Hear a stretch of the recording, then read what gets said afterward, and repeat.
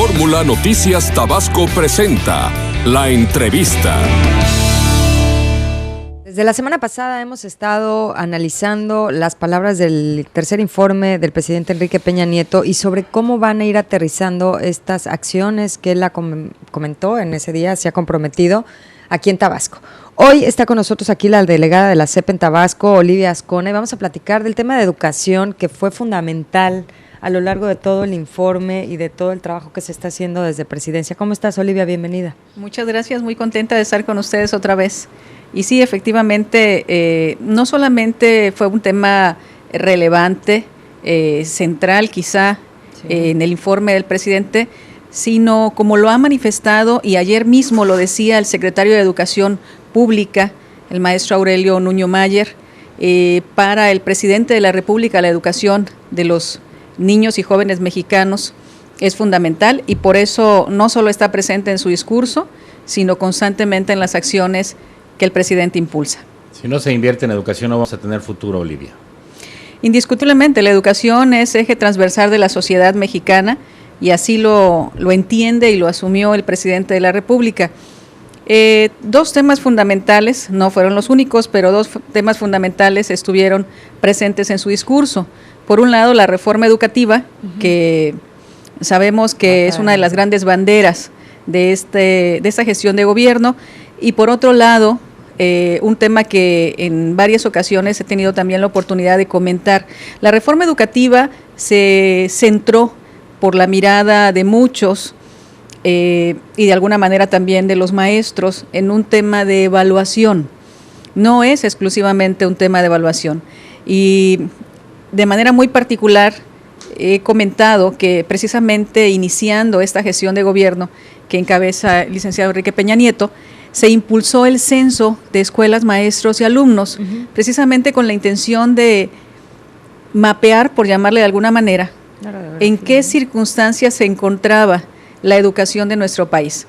Obviamente los resultados, muchos ya esperados, pero sin cifras precisas, nos permitió hacer un programa de trabajo que de alguna manera contribuya a un rezago de varios sexenios. No es un tema de ayer, lo he comentado también. Tenemos escuelas en Tabasco que tienen más de 60 años que fueron edificadas y que lamentablemente poco se ha hecho en el tema de mantenimiento. Por eso, cuando se hizo el censo, se le dio verdadera importancia en ver en qué condiciones, como parte de la calidad educativa, se encuentran los espacios escolares. Lamentablemente traíamos un ritmo muy bueno, cerca de 15,000 escuelas en el país atendidas, notoriamente mejoradas con el programa Escuelas Dignas, que verdaderamente las dignifican. ¿Qué porcentaje representa más o menos ese 15? Del total de las escuelas del país, no lo tengo con claridad, pero la meta es alcanzar 25,000 escuelas al término del sexenio, mejoradas en esas características. Y digo lamentablemente porque a pesar de que traíamos un impulso muy bueno, la situación financiera internacional vino a frenar significativamente este avance, este impulso. No obstante, ayer nos los decía precisamente el secretario de Educación Pública, el maestro Nuño Mayer, reunido con los secretarios de Educación de las diferentes entidades. Ante esta situación que desde principios de 2015 se visualizó, se buscó un plan que permitiera que el tema de la mejora de las escuelas no quedara como una buena intención, no quedara como un principio que no alcanzó la meta trazada, y por eso es que el presidente el día de su informe nos hizo de conocimiento de este programa que se implementará lo más pronto posible. Ayer acudiste a la Ciudad de México precisamente. ¿Nos puedes ahondar en esto? Porque habíamos hecho la cita para el lunes, pero voy a estar en México. ¿Qué viste con Nuño? ¿De qué hablaron? ¿Quiénes estuvieron? ¿En qué ahondaron? ¿Cómo lo ves al nuevo secretario, no? ¿Cómo ves a Nuño Mayer? Yo veo a un secretario muy activo, con muchas pilas. Lo primero que le dijo a los secretarios de Educación de las entidades, de las 31 entidades y el Distrito Federal, es que quiere que la Secretaría de Educación Pública esté más cerca de las secretarías de educación de las entidades, y por eso propuso el día de ayer una regionalización en 5 zonas. Tabasco forma parte de la región sur-sureste, junto con 7 entidades más, y tiene contemplado estar llevando a cabo reuniones con los secretarios de educación de estas entidades que conforman la región sur-sureste. Y también, de manera particular, se tocó el tema de este programa de los bonos que va a permitir darle nuevamente ese impulso que se traía en materia de la mejora de la infraestructura física educativa. A ver, ¿cómo van a funcionar estos bonos? ¿Cómo puede ser interesante para una persona invertir en esto? Ayer se nos explicaba de manera muy clara que a todas las entidades les corresponde por ramo 33 un fondo que se destina en su mayor porcentaje a la infraestructura física educativa, que es el Fondo de Aportaciones Múltiples. Con este programa que se está implementando, se puede tomar del 10 y hasta el 20% de estos fondos, y con ese capital es que se va a llevar a cabo esta gran bolsa de recursos que se van a bursatilizar, justamente con la intención de multiplicar estos pesos y tener los recursos suficientes que permitan indiscutiblemente inyectar el capital a las escuelas. ¿Lo de Fibra E también tiene que ver con la parte de educación o nada más son los bonos?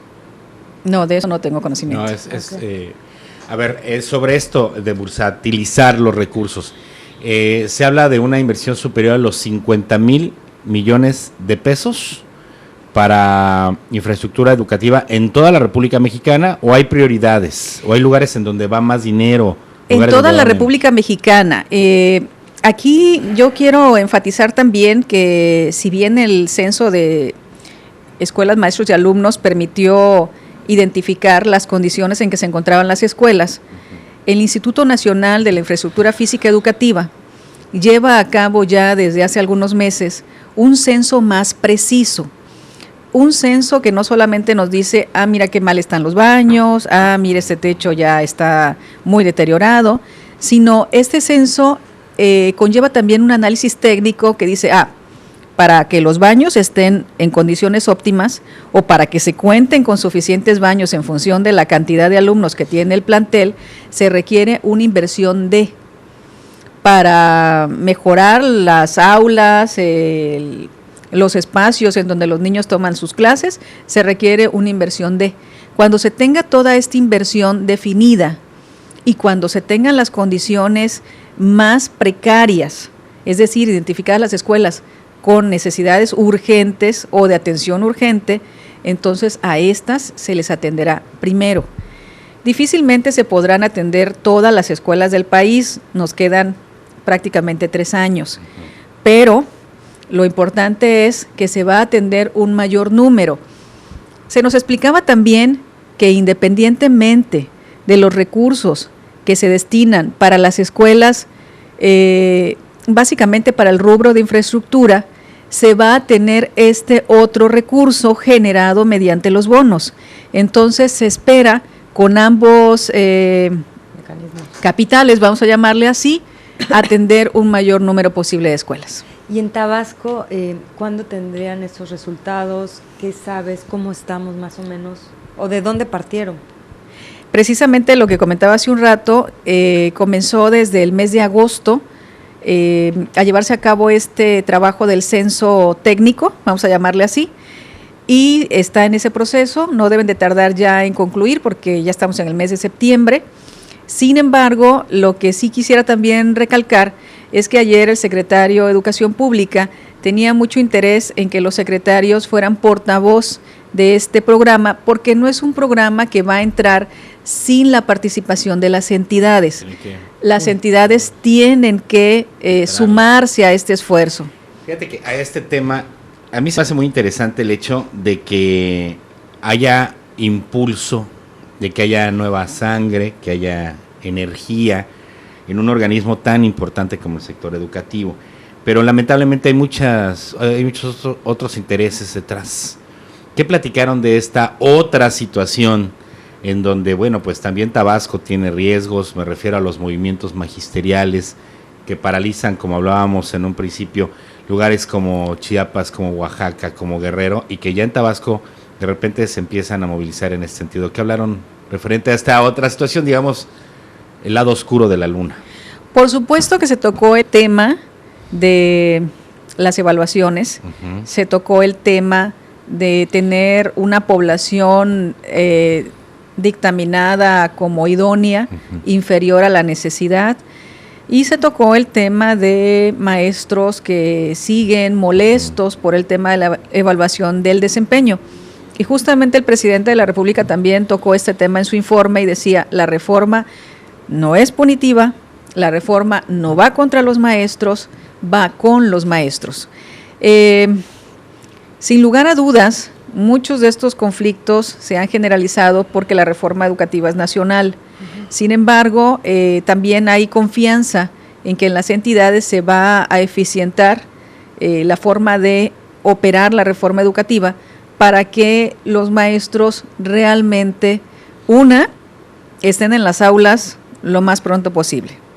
Y dos, quienes tienen todavía ese temor y la muy mala información que también hemos comentado en varias ocasiones de lo que la reforma va a propiciar en contra de ellos, pues se vaya dejando de un lado para que en la medida que se identifiquen cuáles son sus áreas en donde se tendrá que trabajar más en materia de su formación profesional docente, pues se pueda hacer lo más pronto posible. A ver, en realidad se está empoderando al maestro, lo que se le está quitando el poder es a los líderes sindicales sí, por supuesto, que los han manipulado durante tantos años. Pero a ver, estamos en un momento como país, con el arranque y al aterrizar esta reforma educativa, en donde por un lado está el enojo de estos líderes sindicales que siguen haciendo presión. Por otro lado, se inicia con las evaluaciones y se conoce más o menos el nivel en el que están los maestros para poderlos seguir preparando y que podamos tener maestros que estén a la altura de las necesidades de los niños en los salones de clase. También estamos con escuelas que su infraestructura pues está con muchos problemas. Muy deterioradas. O sea, esa es una radiografía en la que se encuentra la educación en México. Actualmente, diario hemos tenido bloqueos, padres de familia molestos porque no han tenido clases, porque no hay los maestros suficientes. ¿Tú cómo ves este encono en el que estamos? ¿Cómo lo analizas y hacia dónde tendría que caminarse para que se desatore? Yo creo que en función a estas experiencias que no han sido las más exitosas, por cierto, en algún momento se replanteará que los exámenes se hagan quizá un poco antes para que estemos en condiciones de tener resultados oportunos, de tener la oportunidad de hacer las contrataciones antes de, y no que nos llegue un 24 de agosto y resulta que los padres llevan a sus niños, pero ahí no está la maestra del jardín de tercer grado. Ajá. O ahí no está el maestro de cuarto grado de primaria, o el maestro de inglés o de química o de física de secundaria. Indiscutiblemente esta situación que se vivió el ciclo escolar pasado y que lamentablemente nos volvió a entrampar en este nuevo ciclo escolar, se tendrán que buscar medidas que nos permitan, así como se ha hecho un esfuerzo verdaderamente loable en materia de que los libros de texto estén el primer día de clases. Lo mismo se ha hecho con las tabletas para el caso de Tabasco, que las tabletas estén el primer día de clases, el niño está recibiendo su paquete de libros y su tableta. Entonces creo que tenemos que resolver también ese vacío que todavía nos queda, que el primer día de clases estén todos los maestros para los alumnos de los diferentes niveles de educación básica, de media y de superior, que no sea un tema exclusivamente de este gran nivel educativo que es el que contiene al mayor número de alumnos. O sea, ese es el aprendizaje y el reto. Creo yo que en ese sentido tendremos que caminar, tanto la Federación como el Estado, porque no solamente provoca malestar en los padres de familia, por supuesto en la ciudadanía, que se ven afectados. Tuve la oportunidad de viajar justamente a la ciudad de Frontera, a un compromiso educativo, el día que se hizo el bloqueo. Pues pude llegar afortunadamente porque entramos por las colonias o por las calles de Ocotzapotlán y pudimos salir a Macultepec, pero no deja de ser una situación complicada para quienes necesitan moverse de un punto de la ciudad a otro y que finalmente pareciera ser que por un grupo muy entendible su malestar, pero que finalmente le secuestran la vida a otro tanto, ¿no? De pagamos personas. Justos por pecadores. ¿Cuánta gente no quedó varada ahí en esos plantones? Y hoy tenemos más. Es práctica diaria.